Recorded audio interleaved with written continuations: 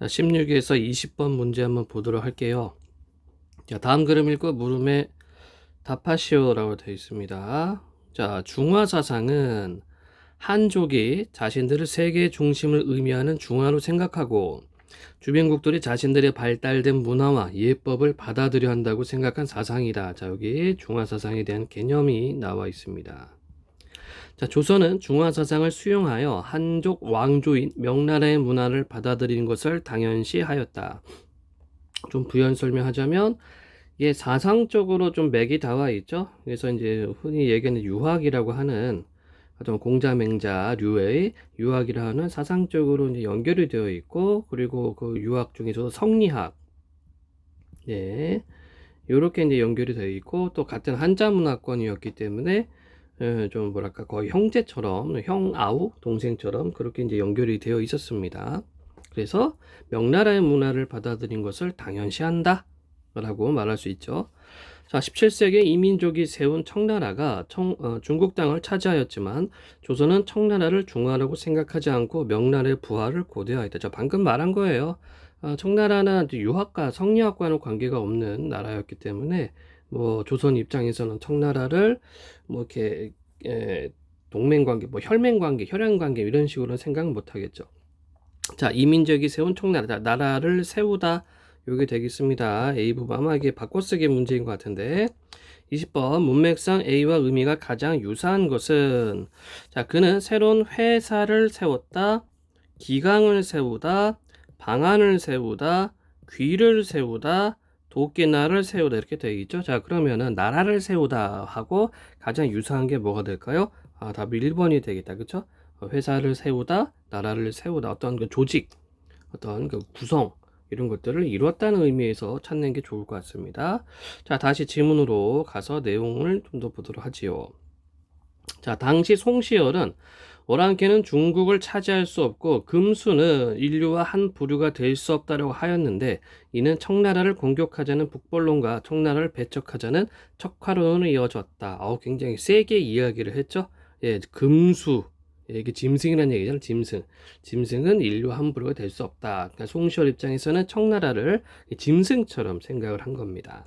자, 그래서 첫 번째 단락에서는 중화사상에 대한 개념과 그다음에 이제 청나라를 생각하는 당시 조선의 어떤 양반들의 인식을 우리가 파악할 수가 있겠네요. 자, 두 번째 단락입니다. 18세기에 청나라가 정치적 안정을 이루고 조선이 북벌을 통해 명나라를 회복하기 어렵게 되자 조선의 유학자들 사이에서는 조선이 중화의 계승자라는 인식이 보편화되었다. 네, 아까 얘기했어요. 그러니까 명나라, 그러니까 중국이라고 하는 그 중원을 차지하고 있던 명나라와 성리학적인 교류를 하고 있었는데, 이 성리학적인 교류를 할 수 있는 큰 나라가 없어져 버렸습니다. 그러면 조선의 입장에서는 우리가 이제 마지막 자존심이구나. 성리학에 대한 마지막 자존심이다.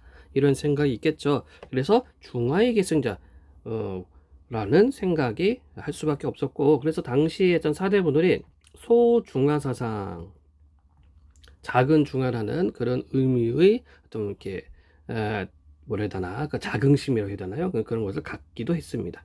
자, 계속 보면 이때 청나라가 가진 발달된 문물을 도입하자는 북학파가 등장하였다. 그중 홍대용은 청나라의 발달된 문물은 오랑캐인 청나라가 만든 것이 아니라 청나라가 중국 땅을 차지하며 가지게 된 한족의 문물로 보았다. 이런 생각은 청나라와 청나라의 문물을 구별한 것으로 그가 저술한 을병연행록에서도 발견된다. 이를 통해 이때까지도 그는 조선이 중화의 계승자라는 인식과 중화 사상에서 벗어나지 못했음을 알 수 있다. 하지만 자, 이렇게 접속선 하면 우선 끊고요. 이 부분은 이제 홍대영이 관련된 이야기인데, 역시 홍대영도 역시 청나라를 별로 이렇게 안 좋게 생각을 하죠. 낮게 보고 있습니다. 그래서 청의 문물도 그 원래는 명나라 거야 이렇게 인식을 했네요. 자, 하지만 청나라 여행을 계기로 그곳에서 만난 학자들과 교류를 이어가며 선진 문물과 새로운 학문을 탐구한 결과 사상적 전환을 이루었고 이를 바탕으로 의사문답을 저술하였다. 자, 이 하지만부터는 어때요? 홍대영의 생각이 달라집니다. 그래서 바로 위의 단락, 위의 내용하고 아래 내용하고는 대조가 되겠죠. 그래서 요 단락에서는 이제 조선이 소중화라고 생각한다는 점, 그리고 홍대영도 역시 마찬가지였는데 어떤 사상적 전환을 이루게 되었다는 점, 그 내용이 나와 있습니다. 다음 단락이에요.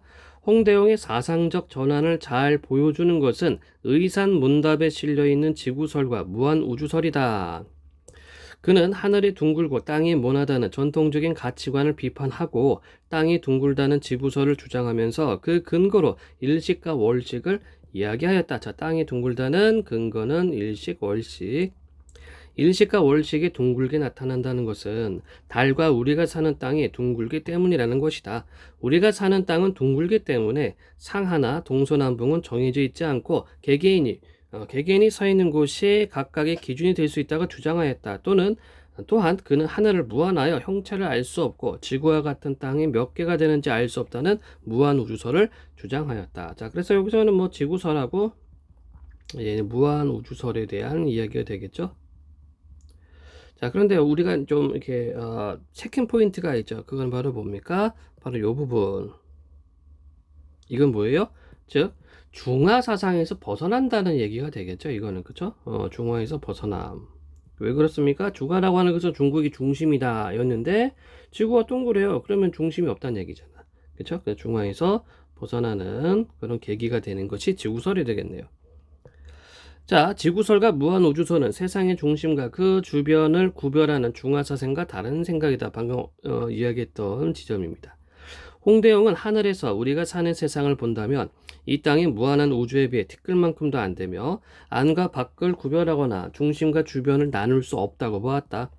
따라서 중국 안과 밖을 구별할 수 없고 중화와 오랑캐라는 구별도 상대적이라고 생각했다. 이에 따라 중화와 오랑캐로 여겨졌던 국가가 모두 동등하며 사람들이 각자 제 나라와 제 문화를 기준으로 살아가는 것이 당연하다고 생각하였다. 이러한 그의 생각은 모든 사람들이 중심이 될 수 있고 존재 가치가 있다는 생각으로 이어졌고 이를 바탕으로 그는 당시 유교적 명분을 내세우며 특권을 누리려 했던 양반들을 비판하였다. 네. 또한 재주와 학식이 있는 자는 신분이 낮은 농부의 자식이라도 높은 관직에 오를 수 있어야 한다고 주장하였다. 이렇게 되어 있죠. 자, 그래서 이 부분에서는 홍대영이 생각하고 있는 어떤 그 중심에 대한 것, 즉 중심이 없죠. 그렇기 때문에 양반 중심의 어떤 조선 사회에 대한 비판 의식이 생길 수가 있다는 얘기입니다. 자, 끝으로 어떤 국가와 문화, 사람도 각자 중심이 될 수 있고 존재 가치가 있다고 생각한 홍대영의 사상은 평등주의와 다원주의를 우리 역사에서 선구적으로 보여줬다는 점에서 의의가 있다. 자, 다원주의는 뭡니까? 바로 그 근원이 많다라는 얘기죠. 중심점이 많다라는 얘기. 즉 하나의 중심이 아니라는 것이 다원주의입니다. 자, 끝에 가서는 홍대영의 어떤 이렇게 정리를 할 수가 있을 것 같아요. 자, 그러면 문제 한번 보도록 할까요? 16번 문제. 다음은 학생이 윗글을 읽는 중 작성한 독서 활동지다. 학생의 활동 내용 중 적절하지 않은 것은? 자, 이 문단까지 읽고 내용을 정리한 후 이어질 내용을 예측하고 확인하며 읽어보자. 읽은 내용 정리. 청나라가 중국 땅을 차지한 후 조선에서는 북벌론과 척헌이 나타났다. 맞죠? 청나라가 정치적 안정을 이루고 북벌이 힘들어지자 조선 유학자들은 조선이 중화의 계승자로 생각했다. 예. 자, 청해 문물을 배우자는 북학파가 등장하였고 그중 홍대영은 선진 문물과 새로운 학문을 탐구하여 사상을 전환하고 의사문담을 저술한다. 그렇고요. 이어질 내용 예측. 홍대영이 선진 문물과 새로운 학문을 탐구하여 깨달은 점이 언급될 것이다. 확인 결과 하늘이 둥글다는 것을 깨달음. 땡. 자, 하늘은 다시 질문 한번 확인해 봅시다. 지구설과 무한우주설이었죠? 지구설은 땅이 둥글다죠. 땅이 둥글다. 지구설이 땅이 둥글답니다. 하늘은 뭐라고요? 하늘은 무한하여 형체를 알 수 없다라고 얘기를 했어요. 하늘은 무한해서 형체를 알 수 없다라고 얘기했습니다. 자, 그런데 16번에 3번 보기는 뭐라고 얘기를 합니까? 예, 하늘이 둥글다는 것을 깨달았다라고 했으니까 3번이 틀렸네요. 자, 의산문담의 내용이 언급될 것이다. 지구설과 무한우주 설명 받고요. 홍대영이 아닌 다른 북학파학자들의 사상이 언급될 것이다. 예, 언급도 하지 않았다. 그렇죠? 그래서 16의 답은 3번이 되겠습니다. 자, 17번. 적절하지 않은 것은? 천지 사이의 생물 가운데 오직 사람만이 귀합니다. 동물과 초목은 지혜가 없고 깨달음도 없으며 오류도 모릅니다.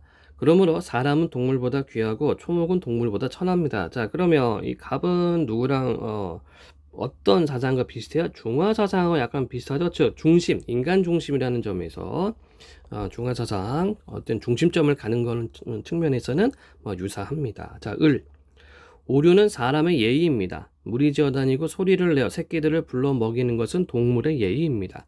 그리고 떨기로 나서 무성해지는 것은 초목의 예의입니다. 사람의 관점을 기준으로 하면 사람이 귀하고 사물이 천하지만 사물의 관점을 기준으로 하면 사물이 귀하고 사람이 천한 것입니다. 하늘에서 보면 사람과 사물은 똑같습니다. 자, 을은 다원주의적인 입장이 되겠죠? 자, 그 문제 적절하지 않는 것. 1번. 갑은 귀한 대상과 천한 대상을 나눠 생각한다는 점에서 송시열과 공통점이 있죠. 그래서 송시열은 청나라를 받아들이지 않고 금수, 동물처럼 취급했습니다. 2번. 갑이 동물보다 사람을 높게 평가한 것은 신분이 낮은 농부의 자식이라도 높은 관직에 오를 수 있어야 한다는 생각을 이어줄 수 있다. 자, 여기서 끊어야 되겠죠. 갑이 동물보다 사람을 높게 평가했다. 이거는 중심이 있다는 얘기고, 뒷부분 신분이 낮은 농부의 자식이라도 높은 관직에 오를 수 있어야 된다. 이거는 홍대용의 어떤 주장이었습니다. 이거는 중심이 없다는 얘기죠. 그래서 앞의 내용과 뒤의 내용에 연결이 되지가 않습니다. 그래서 2번이 답이 되겠네요. 3, 4번 더 확인해 보겠습니다. 자, 을이 동물과 초목이 각각의 예의가 있다고 한 것은 세상 사람들이 자기 나라와 자기 문화를 기준으로 살아가는 것이 당연하다는 생각 맞고, 을이 사물의 관점을 기준으로 하면 사물이 귀하다고 한 것은 모든 사람이 존재 가치가 있다는 생각과 연결되는 그렇고요. 을이 하늘에서 보면 사람과 사물이 똑같다고 한 것은 우리가 사는 이 땅에서 중심과 주변을 나눌 수 없다 홍대의 생각과 일맥상통한다. 좋습니다. 그래서 이 17번의 답은 2번이 되겠습니다. 자, 18번 문제. 기억과 니은을 이해한 것으로 가장 적절한 것은? 자, 먼저 포인트 문제가 되겠고, 니은은 지구설이네요. 그리고 기억은 중화사상이 되겠습니다. 자, 다시 정리하자면 기억은 중화사상, 니은은 지구설. 1번 기억은 니은을 통해 조선의 중심 사상으로 자리 잡았다. 자, 기억과 니은은 전혀 상반되는 개념이죠. 2번 기억과 니은은 청을 오랑캐라 여기는 생각의 근거가 되었다. 니은이 아니라 기억만. 기억은 북벌론의 바탕이 되었고 니은은 척화랑의 바탕이 되었다가 아니라 기억 둘 다 기억이 북벌론과 척화랑의 바탕이 되었죠. 니은은 홍대용이 기억에서 벗어났음을 보여준 학설이다. 그렇고요. 니은은 조선의 유학자들이 가지고 있던 기억을 홍대용이 발전시킨 것이다. 자, 기억하고는 니은하고 기억은 관계가 없습니다. 그래서 답 4번이 되겠네요. 19번 문제. 가나에 대해 보인 반응으로 적절하지 않은 것은? 자, 중국 의관이 변한 지 이미 100년이 넘은지라 지금 천하에 오직 우리 조선만이 오히려 명나라의 제도를 지키거늘 청나라에 들어오니 무식한 부류들이 우리를 보고 웃지 않는 사람이 없으니 어찌 가련치 않겠는가. 저기 지금 시선이 보니까 청나라를 좀 이렇게 얕보고 있죠. 이게 이제 중화사상하고 연결이 되겠네요. 슬프다. 번화한 문물을 오랑캐에게 맡기고 100년이 넘도록 회복할 방법이 없구나. 나 피와 살이 있으면 다 똑같은 사람이고 강토를 지키고 있으면 다 동등한 국가이다. 자, 강토 비슷한 말, 유사말 국토. 공자는 주나라 사람이므로 그가 쓴 춘추에서 주나라 안과 밖을 구분한 것은 당연하다.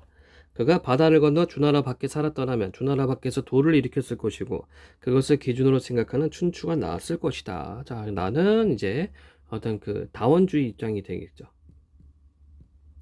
그래서 가하고 나하고는 부딪히고 요 부분은 우리가 앞 지문에서 홍대용이 사상적 전환을 일으키는 사상적 전환이 있었던 그 부분입니다.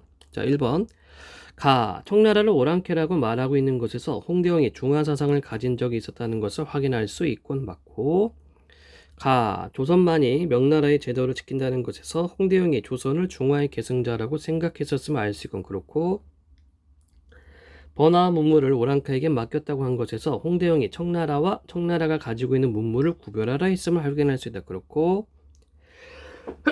아이고 죄송합니다. 자, 춘추에서 주나라 안과 밖을 구분한 것이 당연하다는 것에서 중국 안과 밖을 구별하는 홍대용의 생각이 드러난다? 아니죠. 자, 이 나의 입장은 이제 그 다원주의 입장입니다. 굳이 중심이 필요 없다라는 그런 의미가 되는 거예요. 그래서 4번 틀렸고, 공자가 주나라 밖에 살았다면 그곳에서 도를 일으켰을 것이라는 부분에서 중화와 오랑캐의 구별이 상대적이라는 홍대의 생각이 드러나는 것 맞죠? 그래서 아닌 것은 4번이 되겠습니다. 자, 그래서 이렇게 해서 이제 중화 사상에 대한 지문 설명 마치도록 하겠습니다.